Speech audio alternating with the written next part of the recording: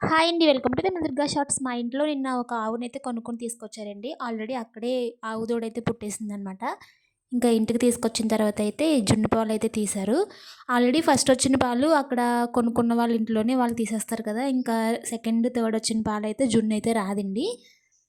ఇంకా దాన్నేంటంటే మనం బెల్లం వేసుకొని కాసుకొని తాగొచ్చనమాట. మా అత్తయ్య వాళ్ళ ఇంట్లో అయితే పంచదార వేసుకొని తాగుతారు. నాకు అలా ఇష్టం ఉండదు. నేనైతే బెల్లం వేసి చేశాను. కొంచెం గట్టిగా జున్నులాగా వచ్చిందనమాట. బావుంది. ఇంకిక్కడ మార్నింగే వేరుశనగలైతే ఎండలో ఏస్తున్నాను. ఇంకా మినుములు, పెసలు ఉన్నాయి ఎండలో ఏయడానికి. ఆల్రెడీ ఈ గుండుగుంది కదా! దాని నిండా అయితే కాసేసామండి. కాసి ఎదురుగుండా వాళ్ళకి, పక్కన వాళ్ళకి, మా చిన్నమ్మ వాళ్ళకి పంపించాము. ఇంకొక దాంట్లో అయితే నేను తనిగా నేను సెపరేట్‌గా తీసి పెట్టుకున్నాను. బెల్లం వేసి కాసుకుందామని చెప్పి ఇప్పుడు అదే ప్రాసెస్ చేస్తున్నాననమాట. గట్టిగా వస్తదేమో అని చెప్పి ఇలాచి ఇంకా మిరియాలు ఇవన్నీ వేసి చేశాను కానీ లైట్‌గా గట్టిగా రాలేదు. కొంచెం మీడియంగా అయితే వచ్చిందనమాట. ఫస్ట్ పాలైతే జున్ను గట్టిగా వస్తదంట.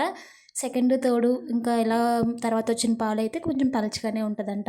సరే అని ట్రై చేశాను. కానీ టేస్ట్ అయితే చాలా బావుంది. జున్ను టేస్టే ఉంది గానీ కొంచెం నీళ్ళలా ఉందనమాట. ఇంకా ఇది కాస్తూ ఉండగానే ఇంక దండం పెట్టుకుందాము గదా అని చెప్పి మార్నింగే దేవుడి సామాన్లన్నీ తోమేసుకున్నానండి. ఇంక ఇక్కడైతే దీపారాధన చేసుకుంటున్నాను.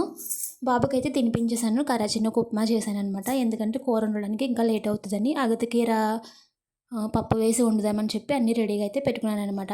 ఇంకా ఈలోపు దీపారాధన చేసేసుకుంటే ఇంక తర్వాత నేను కూడా కొంచెం ఉప్మా తినేసి తర్వాత జున్ను పాలైతే తాగుతాను. ఇంకా మీరైతే మరి మన ఛానల్‌ని సబ్స్క్రైబ్ చేసుకోండి.